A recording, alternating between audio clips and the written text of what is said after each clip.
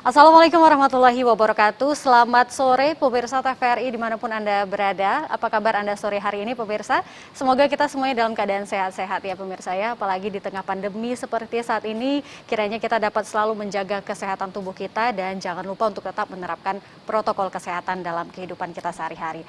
Baik, pemirsa, sumber daya manusia adalah aset penting yang perlu ditingkatkan kualitasnya. Tentunya dengan tujuan untuk meningkatkan kualitas taraf hidup manusia. Dan salah satu upaya ataupun usaha untuk meningkatkan kualitas sumber daya manusia yaitu dengan meningkatkan kualitas pendidikannya ya pemirsa ya. Tentunya dengan memberikan atau menyediakan peluang bagi seluruh warga negara untuk melakukan pendidikan, tentunya pendidikan tinggi di universitas-universitas seperti itu. Dan ini berkaitan dengan tema kita pada hari ini pemirsa, yaitu peningkatan kualitas sumber daya manusia dan peningkatan, maksud saya pemerataan pendidikan tinggi dan peningkatan kualitas sumber daya manusia melalui pendidikan jarak jauh. Dan hari ini akan kita bahas dengan narasumber yang sangat kompeten untuk membahas tema kita pada hari ini, tentunya dalam acara Ruang Publik bersama saya Ayu Alfinia Qori. Pemirsa, narasumber sudah hadir di studio TVRI Sumatera Utara ya. Kita perkenalkan satu persatu. Di sini ada Bapak Muhammad Yunus SSMA yang merupakan Wakil Rektor Bidang Akademik Universitas Terbuka. Selanjutnya ada Wakil Bupati Nias Barat, Bapak Dr. Era Erahia MM MSI.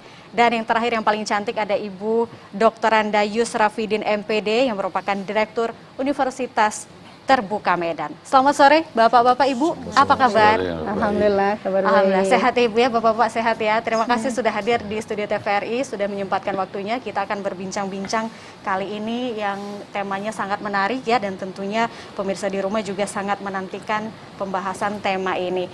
Baik, ini berbicara tentang pemerataan pendidikan, apalagi universitas terbuka ini pemirsa, seperti yang kita ketahui bahwa universitas terbuka ini merupakan pelopor pendidikan jarak jauh. Nah, kita akan tanya-tanya langsung dengan Wakil Rektor Universitas Terbuka, mumpung sudah hadir di sini ya pemirsa ya. Saya ke Pak Yunus terlebih dahulu. Pak Yunus, ini luar biasa sekali. Universitas Terbuka menjadi pelopor pendidikan jarak jauh di Indonesia ya Pak Yunus ya. Lalu bagaimana ini cara Universitas Terbuka melakukan ataupun upaya apa yang dilakukan oleh Universitas Terbuka untuk pemerataan pendidikan di Indonesia Pak Yunus? Terima kasih Mbak Qori. Jadi Universitas Terbuka itu adalah perguruan tinggi negeri yang dari sejak berdirinya didesain oleh pemerintah sebagai perguruan tinggi terbuka jarak jauh. Terbuka artinya apa? Terbuka artinya siapapun warga negara Indonesia itu memiliki hak dan boleh mengikuti pendidikan tinggi tanpa terkendala oleh usia, tanpa terkendala oleh waktu, tanpa terkendala oleh tahun kelulusan, tanpa terkendala oleh keterbatasan ekonomi, dan banyak hal yang lainnya. Itu yang membuat keterbukaan yang diusung dalam prinsip pendidikan jarak jauh UT, membuat siapapun warga negara Indonesia dimanapun dia berada berhak mengikuti pendidikan tinggi. Kan pendidikan tinggi bukan hanya hak anak-anak pandai. Pendidikan tinggi bukan hanya hak anak-anak yang berada, tapi semua anak bangsa kita. Jarak jauh artinya apa? Artinya masyarakat Indonesia itu tersebar dari kota sampai pelosok, dari kota metropolitan sampai ke puncak bukit, pinggir danau, pinggir pantai dan sebagainya. Artinya apa? Pembelajaran pendidikan jarak jauh itu harus memungkinkan segenap warga negara Indonesia dimanapun dia berada bisa mengikuti pembelajaran. Caranya bagaimana? Caranya memanfaatkan teknologi yang tepat untuk itu. Teknologi itu kan merentang, mulai dari yang sangat sederhana sampai kepada yang sangat kompleks gitu ya. Nah, itulah mengapa mahasiswa UT sekarang itu bisa perguruan tinggi yang diusung oleh UT ini, layanan pendidikan yang diusung oleh UT ini bisa dinikmati oleh kurang lebih 350.000 mahasiswa di seluruh Indonesia dan di 52 negara. Jadi yang pertama openness, sifat yang terbukanya, yang keduanya pemanfaatan teknologi dalam penyelenggaraan pendidikan jarak jauh sehingga masyarakat, mahasiswa yang sudah atau yang belum bekerja bisa memilih waktu belajar yang tepat untuk keadaannya atau untuk kepentingannya gitu. Kurang lebih seperti itu. Jadi mahasiswa boleh belajar malam, boleh belajar siang. Tapi untuk aktivitas yang bersifat praktikal, praktikum, keterampilan, tetap dia harus datang ke satu tempat, dia harus melakukan sesuatu latihan, demonstrasi yang disupervisi oleh para instruktur, oleh para tutor dan sebagainya. Itu luar biasa sekali. Jadi inilah dia makna dari universitas terbuka, bahwa ini terbuka untuk semua kalangan, dan tidak ada batasan apapun itu ya Pak Yunus ya. Sepanjang dia masih hidup dan dia lolos SLTA minimum ya, dia bisa mengakses pendidikan tinggi yang diselenggarakan oleh UT. Luar biasa sekali, dan UT ini juga sudah tersebar di berbagai penjuru di Indonesia ya Pak Yunus ya, dengan tadi mahasiswanya luar biasa sekali pemirsa ya, sudah hanya ada 350.000 lebih yang tidak bisa diakses. Di seluruh Indonesia setiap kabupaten sudah ada mahasiswa UT. Hanya 2 kabupaten di Indonesia dari 500 berapa? 20-an ya, kurang lebih ya. Hanya 2 kabupaten yang nggak bisa diakses karena masalah keamanan dan sebagainya di saudara kita di Jayapura. Di tempat lain sudah bisa diakses.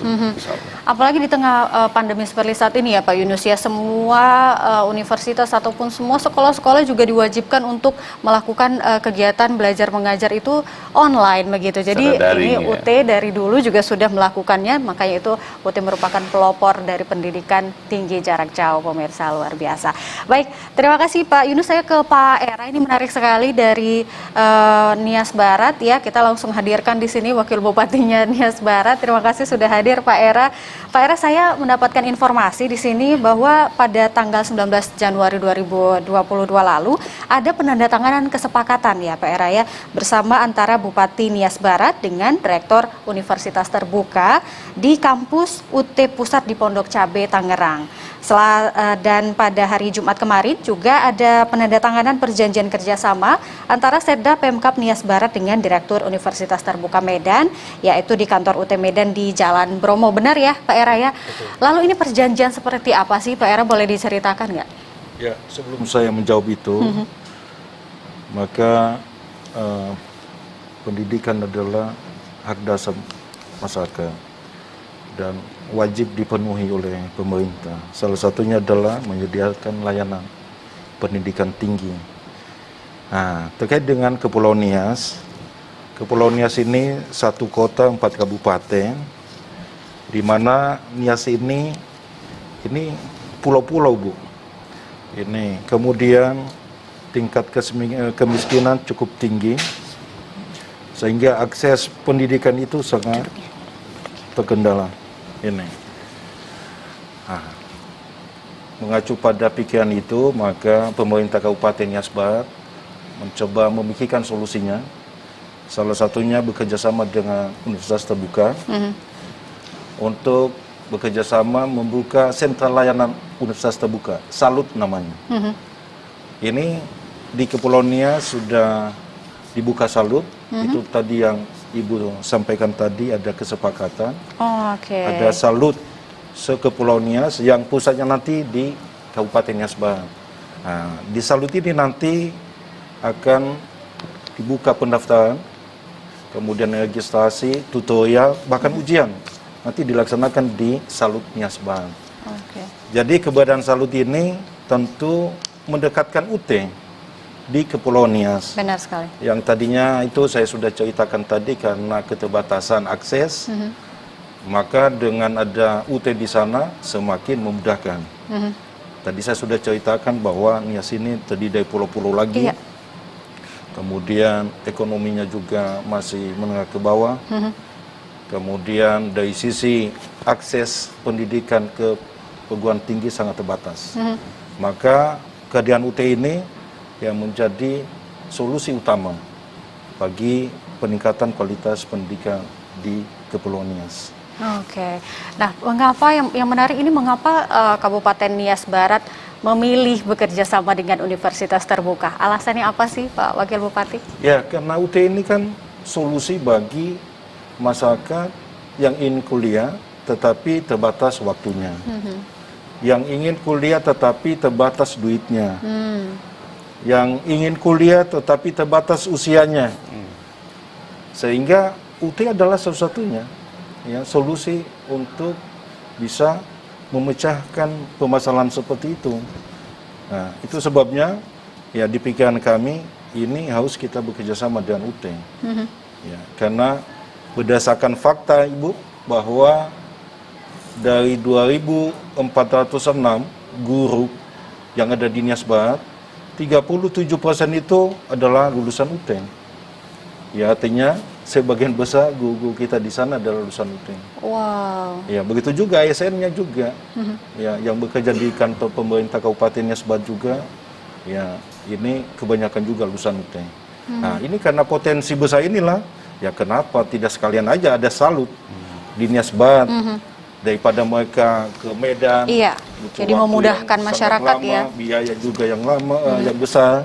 Ya tentu kita coba dekatkan. Karena itu tadi, karena pendidikan, termasuk pendidikan tinggi adalah ini pemerintah wajib ya memfasilitasi kepada semua masyarakat, termasuk di Kepulauan Nias.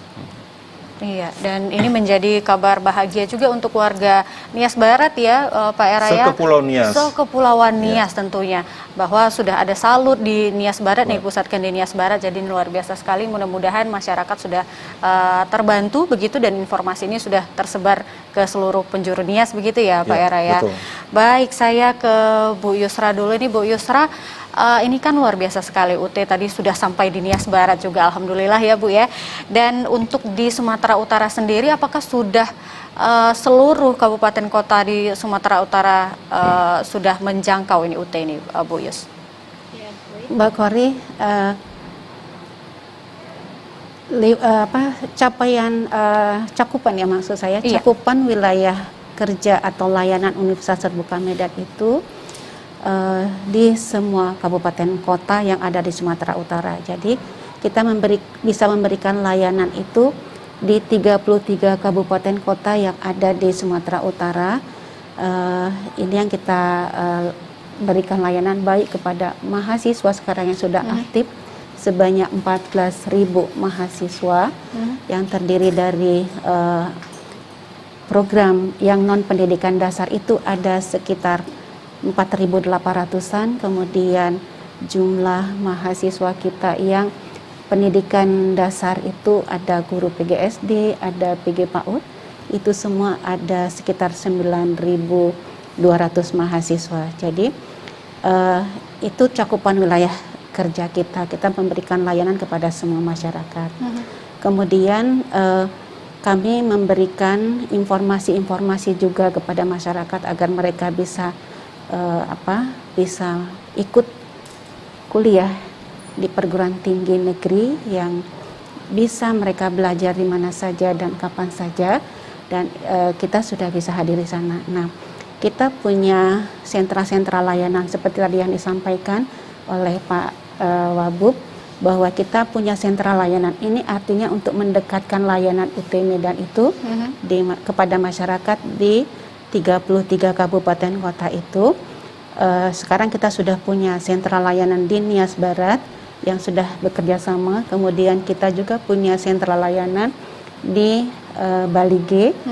Kita punya kantor layanan di sana. Kemudian juga kita bekerja sama dengan pengurus-pengurus kelompok belajar yang tersebar di 33 kabupaten kota itu, sehingga kita bisa memberikan layanan-layanan kepada masyarakat atau kepada mahasiswa kita yang berada di 33 kabupaten kota itu. Nah, jadi mereka berada di semua kabupaten ada. Oke, baik, luar biasa sekali. Nah, ini mungkin pemirsa di rumah juga tertarik ya pemirsa ya untuk berbincang-bincang. Mungkin ada yang ingin ditanyakan ini seputar Universitas Terbuka. Ini boleh pemirsa menghubungi kami. Pemirsa boleh bergabung bersama kami di 061 4146 353. Sekali lagi pemirsa jangan lupa dicatat ya, 061 4146 353. Oke, kita masih ada waktu kepada Anda bagi Anda yang ingin bertanya langsung dengan narasumber kita di sini ya pemirsa. Oke, baik, saya kembali ke Bu Yus. Bu Yus ini berbicara tentang tema kita kali ini yaitu pemerataan pendidikan tinggi.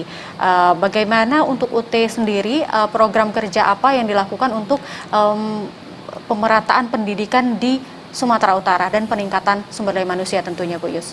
Iya, baik.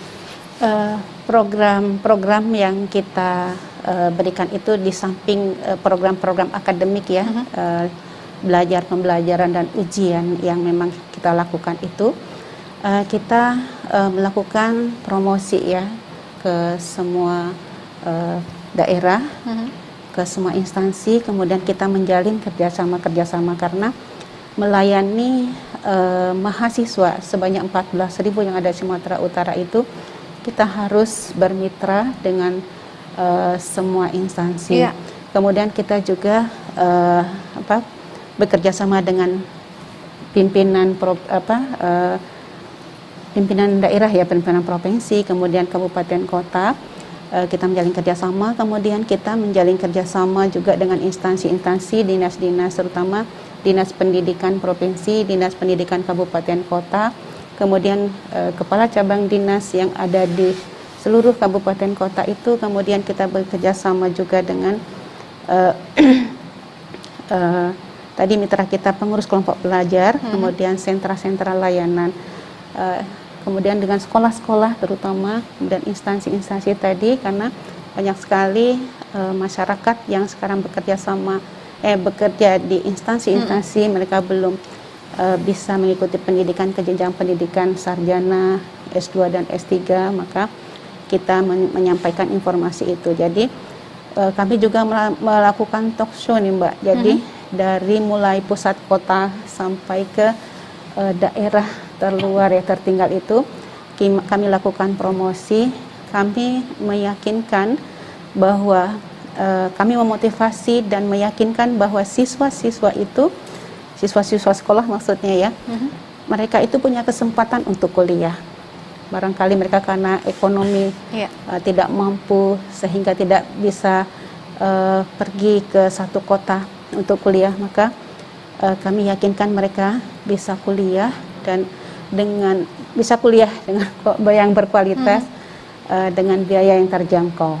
Itu kita yakinkan kepada siswa-siswa, kepada masyarakat, karena biaya kuliah di usia itu sangat terjangkau sesuai dengan kemampuan masyarakat, khususnya siswa-siswa yang saat ini mereka sedang galau ingin kuliah kemana gitu ya, apalagi mereka tinggal di daerah tertinggal seperti misalnya sangat jauh dari pusat kota yang misalnya sampai ke Bor-Bor gitu ya, daerah Baligi sekitarnya itu.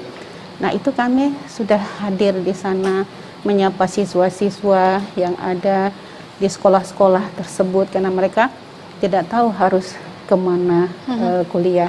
Keinginan kuliah itu tinggi, namun mereka tidak tahu harus kuliah di mana. Jadi kita harus hadir di sana, Universitas Terbuka. Iya.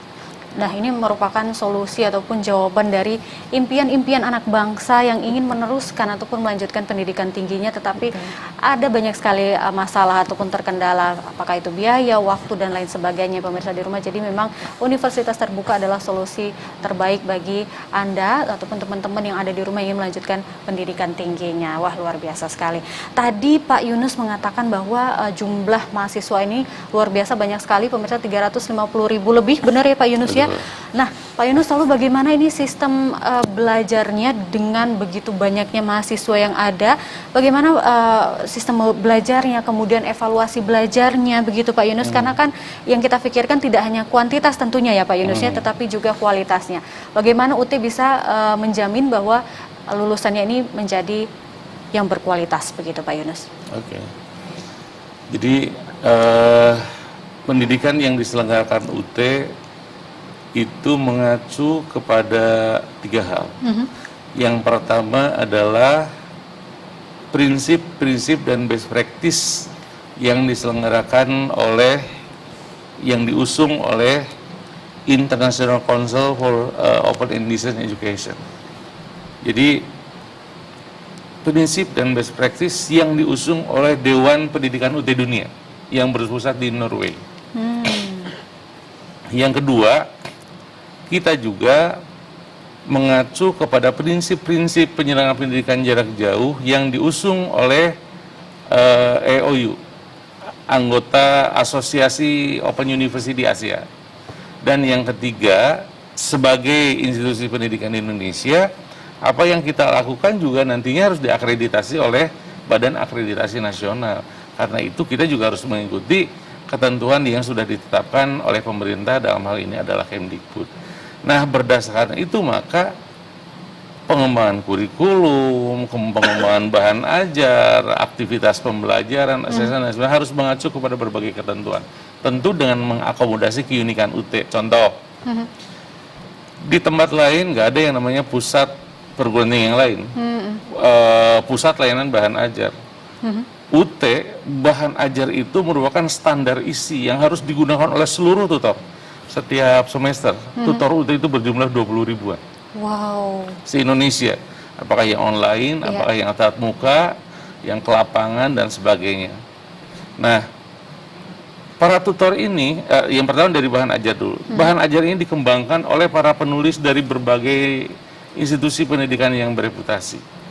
Ada dari UI, dari UGM, dari Unsri, dari banyak tempat lah, gitu ya. Jadi itulah yang digunakan sebagai acuan oleh tutor, oleh dosen, oleh para pengembangan alat asesmen hasil belajar dan seterusnya.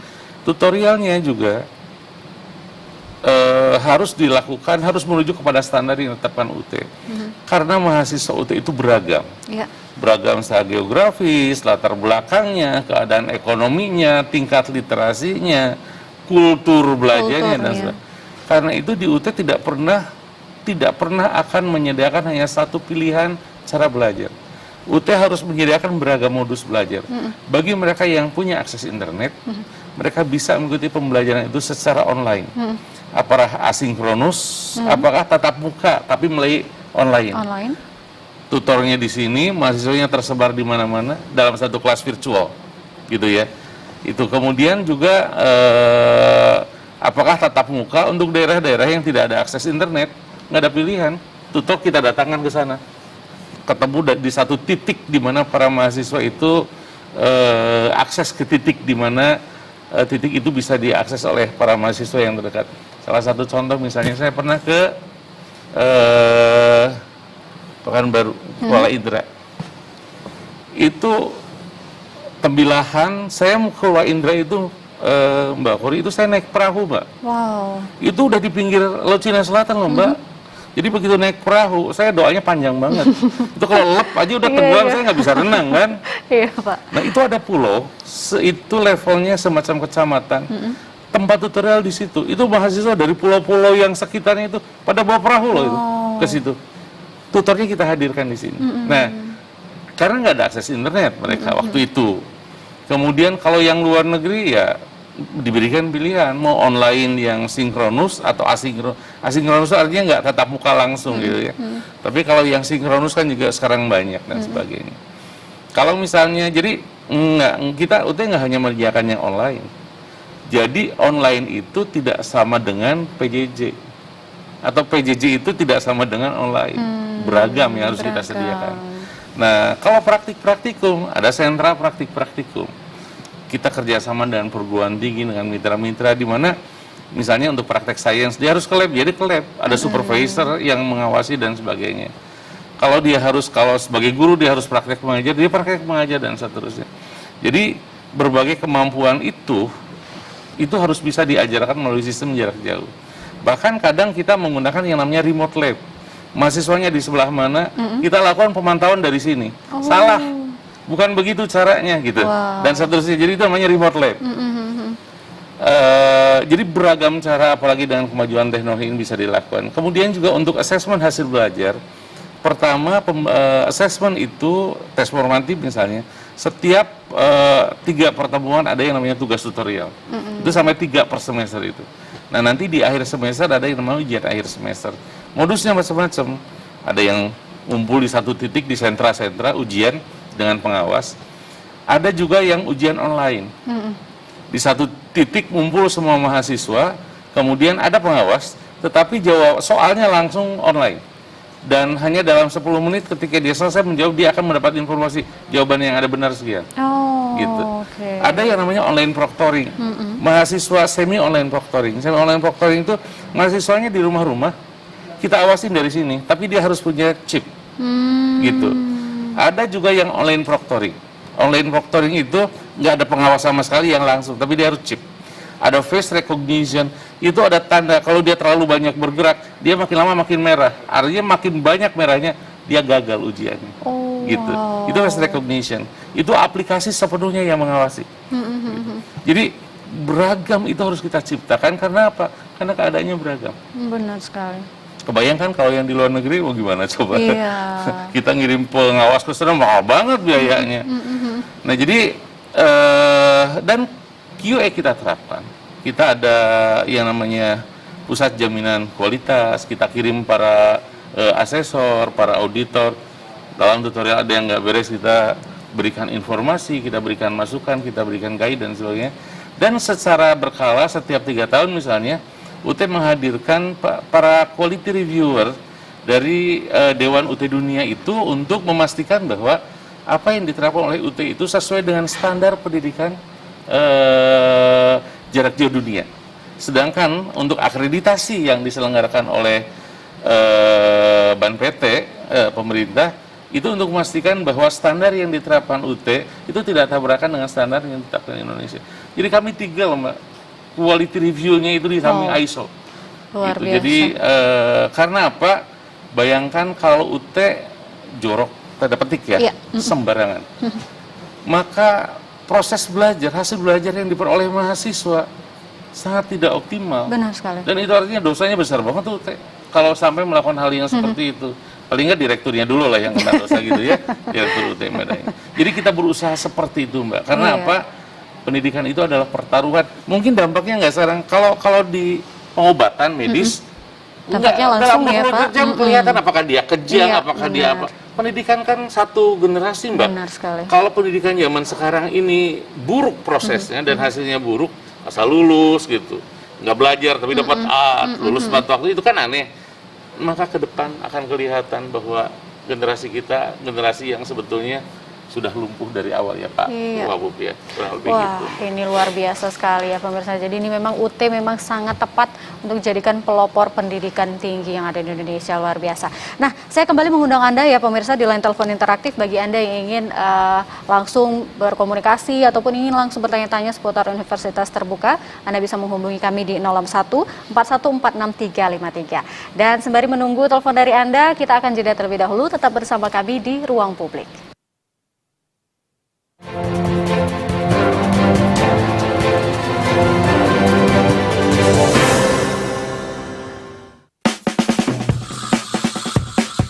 Setiap hari selalu kuawali dengan yang aku mau.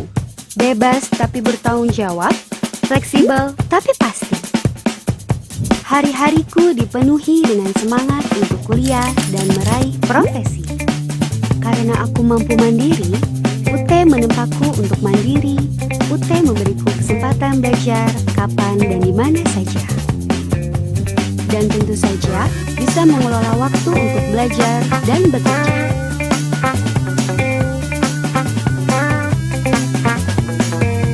Hingga kini, aku mampu meraih profesiku. Menyenangkan, dan aku siap meraih prestasi yang terbaik. Gimana dengan kamu? Kemandirian ciri khas utama kami. Ya cuma UT yang bisa begini.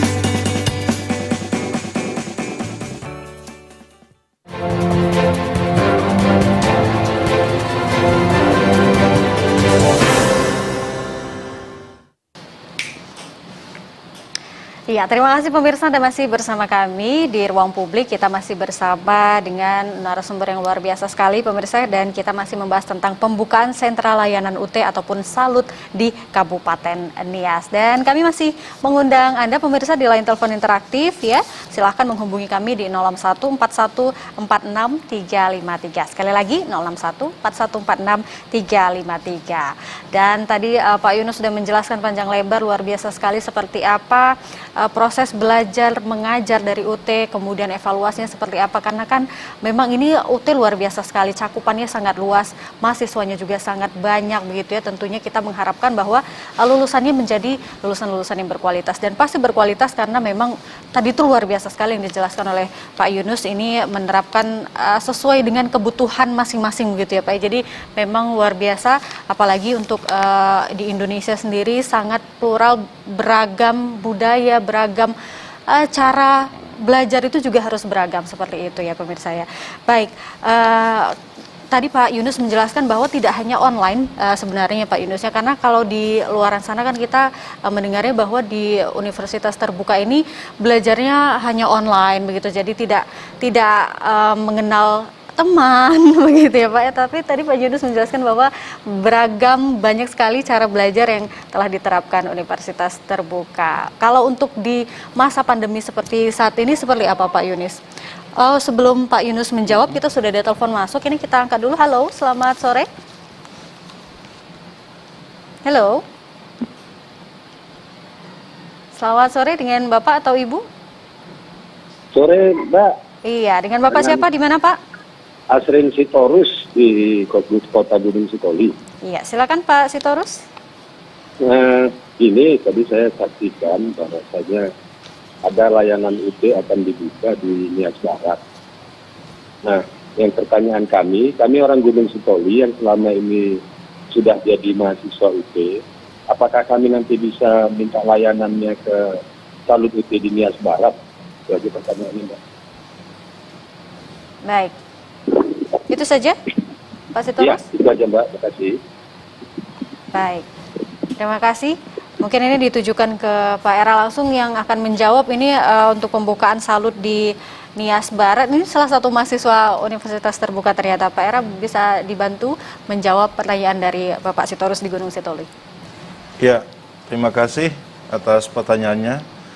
Harapan kita sih semua mahasiswa UT yang ada di Kepulauan Nias bisa nanti terhubung dengan salut yang ada di Nias Barat. Karena intinya tadi pembukaan salut itu untuk mendekatkan UT di Kepulauan Nias. Sehingga kami meyakini bahwa UT Medan, bahkan UT Pusat ya bisa memberikan akses ya mahasiswa yang sudah terdaftar selama ini bisa mereka berinteraksi dengan salut yang ada di Nias Barat. Kira-kira begitu. Oke, berarti yang mahasiswa-mahasiswa yang sudah ada sekarang ini kalau ingin mengurus apapun itu ya, jadi bisa langsung ke Nias Barat, lebih dekat, tidak perlu repot-repot ke Medan begitu ya Pak Era ya. Oke, nah ini menjadi satu jawaban yang membahagiakan ya untuk para mahasiswa yang sudah berkuliah di Universitas Terbuka, namun mungkin untuk pengurusan ini itu agak jauh dan agak repot gitu. Sekarang sudah ada salut di Nias Barat pemirsa. Baik, saya ke Pak Era juga di sini. Pak Era, kalau kita berbicara tentang peningkatan sumber daya manusia, tadi kita setuju ya bahwa peningkatan sumber daya manusia ini tentunya dengan salah satunya adalah pendidikannya dulu, begitu ya Pak Era ya, peningkatan kualitas pendidikannya terlebih dahulu. Lalu bagaimana kalau untuk di Pemkab Nias Barat ini tentunya harus ada andil dari pemerintah begitu ya Pak Era. Kalau dari Nias Barat sendiri dalam waktu dekat ini akan melakukan program apa ini bersama dengan UT tentunya? Ya. Pak Era. Terima kasih. Sebagai bentuk ya dukungan pemerintah Kabupaten Nias Barat terhadap pembukaan salut tadi, yaitu memberikan pinjam pakai 1 unit gedung, dan itu nanti yang akan disulap sebagai tempat salut. Kemudian sebagai tindak lanjut nanti ini, ya tentu pemerintah Kabupaten Nias Barat mencoba membantu sosialisasi sampai nanti kepada siswa SMK, SMA, bahkan kepada masyarakat umum, supaya mereka memahami dan mengetahui informasi bahwa sudah ada UT di dekat ya di samping rumahnya lah. Sehingga tidak ada alasan lagi ya untuk tidak ya mengakses perguruan tinggi. Apalagi UT ini kan perguruan tinggi negeri. Nah, tentunya juga ya kita nanti coba melihat apa sih yang harus kita butuhkan. Apakah nanti perlu ada pelatihan kepada pegawai-pegawai, kepada guru. Karena kami lihat bahwa salah satu upaya untuk peningkatan kualitas tenaga pengajar itu ya melalui peningkatan kompetensi, pelatihan vokasi dan magang. Nah, ini saya lihat bahwa di UT ini tersedia itu semua. Karena kita mengakui bahwa UT ini adalah pelopornya, bahwa pelatihan-pelatihan secara online ini pada saat kami ke Jakarta juga ke UT Pusat ya, mereka informasikan bahwa sudah mereka terbiasa melakukan pelatihan-pelatihan ya kepada beberapa pemerintah daerah. Nah, nantinya kita coba melihat ya apakah kita nanti bisa bekerja sama, bukan hanya mendirikan salut tetapi bisa bidang lain ya, seperti tadi pelaksanaan pelatihan. Ini kita tahu bahwa yang namanya guru mesti kan diupdate ilmunya, tidak serta-merta setelah sudah mendapatkan ijazah kemudian kita lepas, bukan demikian. Nah, kita coba nanti ya mencari tahu apa sih pelatihan-pelatihan khusus kepada guru, kepada kepala sekolah misalnya, ya sehingga nantinya kita bisa minta bantuan UT untuk menyediakan kontennya dan proses belajar di situ pada pelatihan tersebut, gitu. Oke, baik, terima kasih Pak Era. Mudah-mudahan ini bisa langsung diselenggarakan begitu ya Pak Era ya, untuk pelatihan-pelatihan atau apapun itu yang bisa bekerja sama dengan universitas terbuka nantinya. Baik, saya ke Pak Yunus melanjutkan pertanyaan saya yang tadi. Pak Yunus, kalau di tengah pandemi seperti saat ini, Pak Yunus, ada kendala tidak Pak Yunus? Bagaimana minat belajar mahasiswa ataupun minat dari mahasiswa baru di tengah pandemi ini seperti apa? Ada perubahan atau tidak Pak Yunus? Pandemi ini adalah antara musibah dan anugerah bagi UT. Oh, oke. Iya. Mengapa demikian Pak? Antara perjuangan hidup mati gitu ya, dengan rezeki yang diberikan Yang Maha Kuasa. Bagaimana itu pandemi terjadi kan awal April ya, mulai mewabah. Padahal Mei akhir kami sudah ujian akhir semester. Wow. Sementara semua lockdown. Lockdown benar sekali. Bayangkan kita harus menciptakan dalam waktu 2 bulan, Pak, sistem ujian akhir secara online untuk seluruh Indonesia.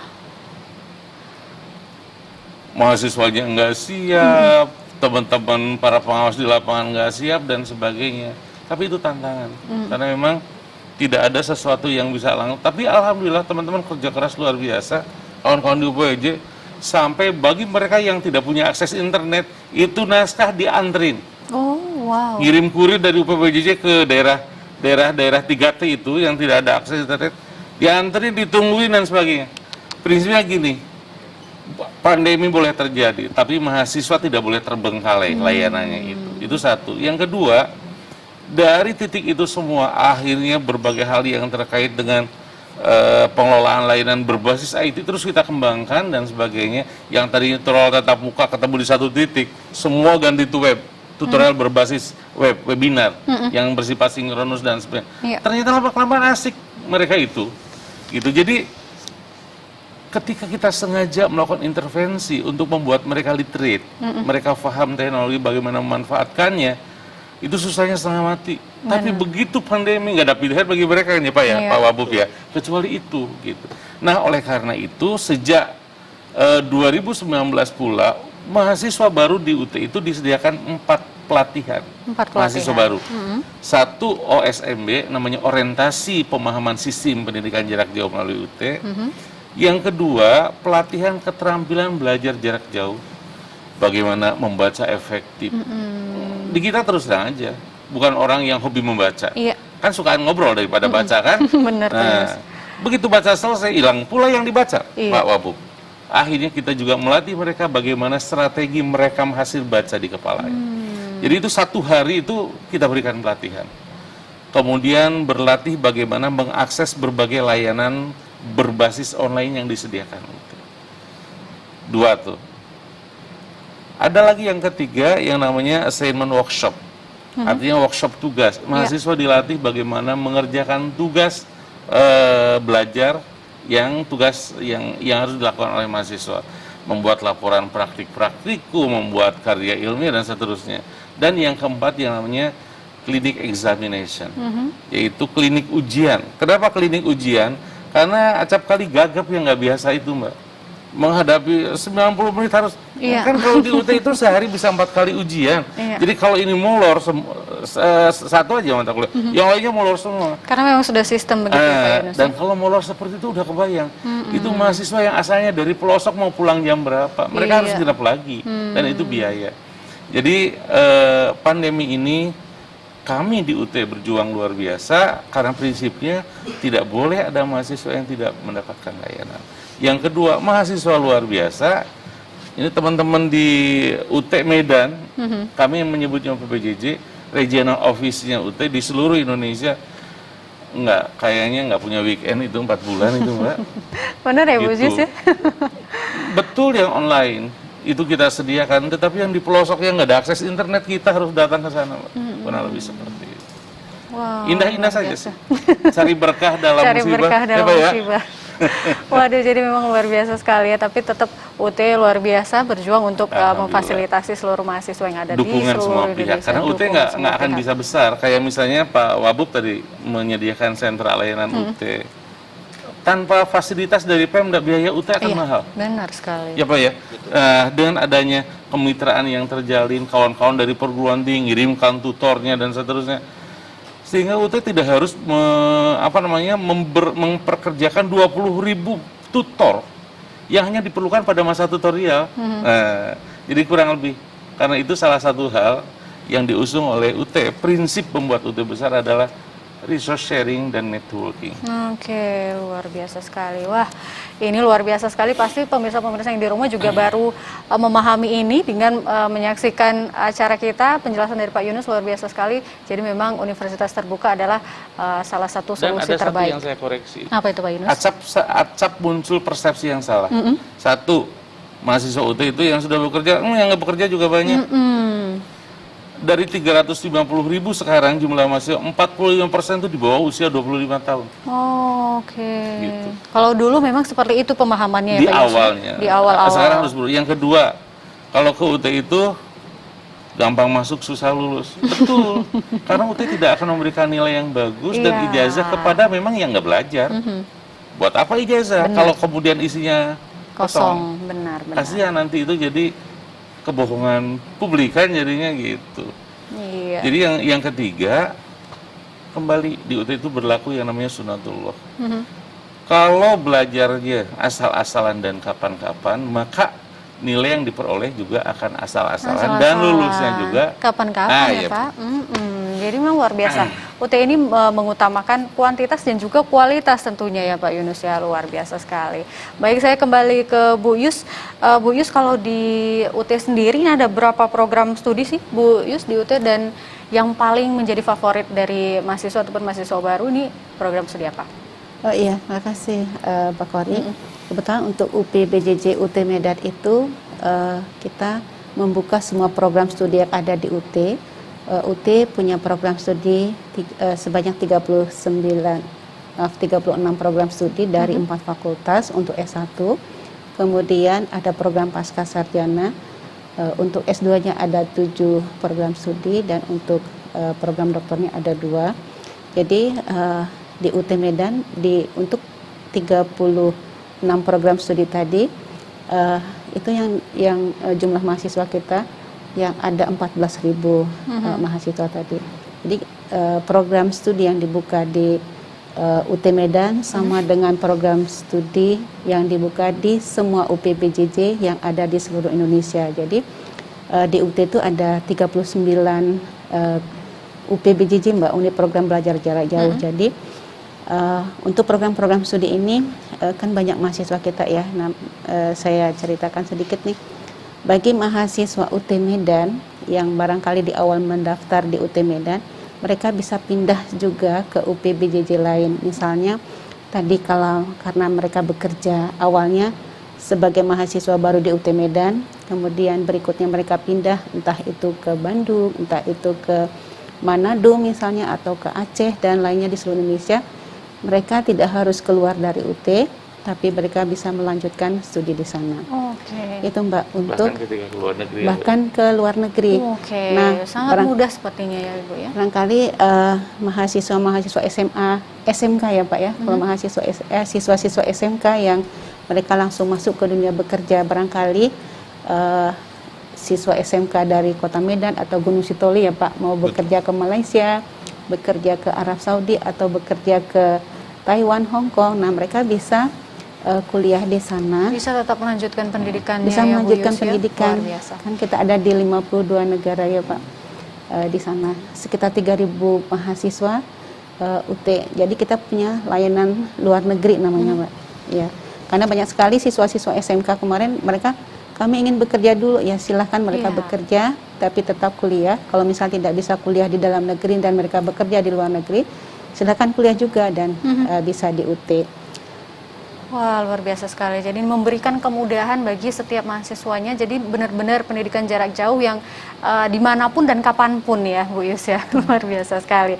Nah, kalau untuk di UT Medan sendiri yang menjadi favorit ini program studi apa, Bu Yus? Iya, yang menjadi favorit di UT Medan itu paling banyak tuh ilmu hukum. Barangkali karena Sumatera Ilmu hukum, Utara ya? senang dengan bidang hukum kali ya Pak ya. Jadi yang favorit itu program studi ilmu hukum, kemudian manajemen, ilmu komunikasi, akuntansi itu Mbak banyak juga.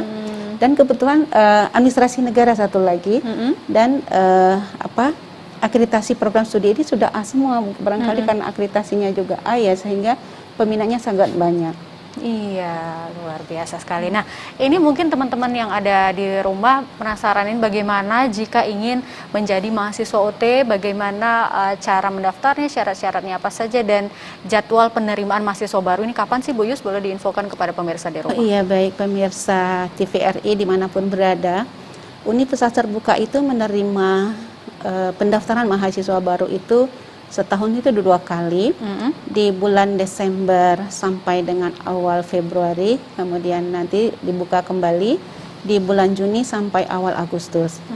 Nah, pendaftarannya sangat mudah, secara online saja melalui sia.ut.ac.id. Kemudian bagi mahasiswa yang ingin mendaftar ke UT itu dibuka sepanjang waktu. Jadi kalau sekarang ini siswa-siswa SMA, SMK yang ingin kuliah di bulan Juni, teman-teman sudah bisa melakukan pendaftaran sebagai mahasiswa baru UT di sia.ut.ac.id tadi. Nah, pendaftarannya itu sangat mudah, persyaratannya juga sangat mudah. Yang penting ada ijazah SLTA dan sederajat bahkan paket C juga. Ijazah ini legalisir saja, kemudian nanti ada fast foto, kemudian ada persyaratan-persyaratan administrasi lain itu setelah tersedia di aplikasi sia.ut.ac.id. Jadi semua calon mahasiswa baru UT baik yang sudah bekerja atau baru lulus SMA, SMK tahun lalu dan berapa tahun pun ke belakang masih bisa menjadi mahasiswa di Universitas Terbuka. Nah, kita saat ini masih menerima pendaftar mahasiswa baru sampai tanggal 9 Februari 2022 ini bagi teman-teman atau masyarakat dimanapun di seluruh Sumatera Utara ini yang ingin kuliah dengan kualitas yang baik, dengan biaya yang terjangkau, bisa belajar mandiri di mana saja, kapan saja secara fleksibel. Silakan mendaftar di sia.ut.ac.id. Bila semua teman-teman atau masyarakat yang ingin mendapatkan informasi, silakan menghubungi melalui nomor WA 0812 662 6362 atau ke website kita juga teman-teman bisa melihat informasi-informasi terkait dengan persyaratan-persyaratan di UT Medan, atau kita juga punya Instagram UT Medan atau Facebook UT Medan. Oke, luar biasa. Terima kasih Bu Yus. Tadi sudah sangat jelas ya pemirsa dan sangat lengkap sekali informasi yang disampaikan oleh Bu Yus. Jadi teman-teman yang ingin mendaftar, apalagi tadi sudah mendengarkan penjelasan dari para narasumber kita seperti apa UT, dan mungkin Anda di rumah yang menonton ada rasa ingin sekali ini untuk berkuliah di Universitas Terbuka, bisa langsung menghubungi kontak-kontak yang telah disebutkan oleh Bu Yus tadi ya pemirsa ya. Oke, baik. Saya ke Pak Yunus kembali nih. Pak Yunus, ini kan UT sudah luar biasa sekali sampai dengan saat ini. Adakah capaian lain yang ingin dilakukan oleh UT sejauh ini Pak Yunus? Maksudnya capaian apa?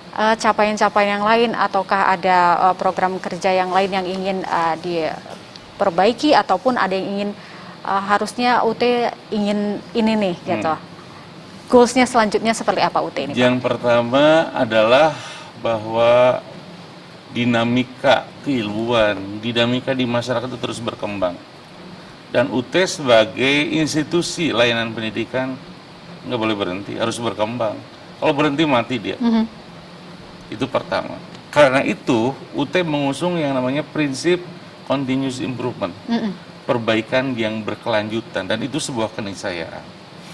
Yang kedua, UT diminta pemerintah untuk membantu meningkatkan akses pendidikan tinggi yang berkualitas bagi segenap anak bangsa. Pak Menteri bilang, jangan 350.000, 1 juta loh mahasiswa. Wow. Karena kalau kayak misalnya China itu bisa sampai 4 juta. India bisa sampai 5 juta, Open University-nya ya. Anadolu, itu Turkish Airlines, para pilotnya itu dididik di Anadolu University, mahasiswanya berapa? Itu 2,5 juta. Wow. Dan itu Mbak, percetakan dan sebagainya luar biasa memang. Nah, jadi itu yang kedua. Yang ketiga adalah seperti yang tadi Pak Wabub sampaikan, UT adalah institusi negeri, bahagian dari instrumen pemerintah seperti halnya pemerintah daerah. Maka ketika kami bekerja sama, seyogianya mahasiswa yang melek pendidikan, masyarakat yang melek pendidikan tinggi, yang sadar pentingnya pendidikan tinggi, itu semakin terbuka. Karena mengubah mindset supaya tidak mudah diadu domba, memutus rantai kemiskinan dan sebagainya, syaratnya satu, pendidikannya diperbaiki. Betul ya Pak?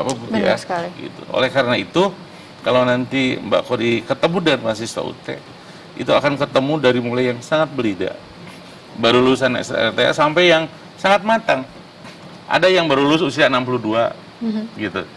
Nah, kemudian juga untuk anak-anak muda, UT menyediakan kegiatan-kegiatan dan ekstrakurikuler, ada dispor seni, ada kegiatan seni, berbagai macam kegiatan, baik yang secara langsung atau kalau sekarang karena kondisinya seperti ini secara online gitu. Jadi komunitas-komunitas itu tidak hanya di alam nyata tatap muka, di alam maya pun bisa kita bangun. Kurang lebih seperti itu ya. Betul kan Pak Wabub ya? Oke, untuk dari Nias Barat sendiri Pak Wabub, apa harapan ataupun himbauan Pak Wabub kepada masyarakat yang ada di Kepulauan Nias? Ya. Kepada seluruh masyarakat Nias di 1 kota 4 kabupaten, supaya kita memanfaatkan ya pembukaan sentra layanan Universitas Terbuka ini yang ada di Nias Barat, untuk kita anak-anak kita di Nias ini bisa mereka kuliah. Karena UT ini menyediakan program yang sangat banyak, juga biaya yang murah juga, kemudian tersedia beasiswa juga kalau nggak salah Bu ya, Ibu Yus ya. Tersedia beasiswa, sehingga mudah-mudahan dengan kehadiran UT ini menjadi solusi bagi anak-anak Nias yang mau melanjut di perguruan tinggi. Memang di Nias ini sudah ada perguruan tinggi swasta, tetapi kami melihat bahwa UT juga, ya karena ini universitas negeri, ya tentu juga memiliki infrastruktur yang memadai, mulai daripada teknologi informasi, aplikasi, bahan ajar yang berkualitas. Tadi yang sudah diceritakan oleh Pak Wakil Rektor 1 tadi, bahwa prosesnya juga memang sudah memenuhi standar nasional dan standar internasional. Ini tentu dengan ya pembelajaran yang sudah memenuhi standar itu pasti hasilnya juga pasti terbaik. Baik, terima kasih Pak Era. Mudah-mudahan salut yang ada di Kabupaten Nias Barat ini bisa dimanfaatkan oleh masyarakat setempat, bisa memudahkan masyarakat untuk melanjutkan pendidikan tingginya. Baik, terima kasih para narasumber yang sudah hadir. Ibu Yusra, terima kasih Direktur UT Medan, terima kasih juga Wakil Bupati Nias Barat Bapak Dr. Era dan Pak Dr. Muhammad Yunus, Wakil Rektor Bidang Akademik Universitas Terbuka. Terima kasih atas waktunya. Mudah-mudahan perbincangan kita kali ini dapat bermanfaat dan menambah wawasan kita bersama. Pemirsa, terima kasih sudah menyaksikan Ruang Publik kali ini. Saya Kori dan seluruh kerabat kerja yang bertugas pamit undur diri. Wassalamualaikum warahmatullahi wabarakatuh. Selamat sore dan sampai jumpa. Sampai jumpa.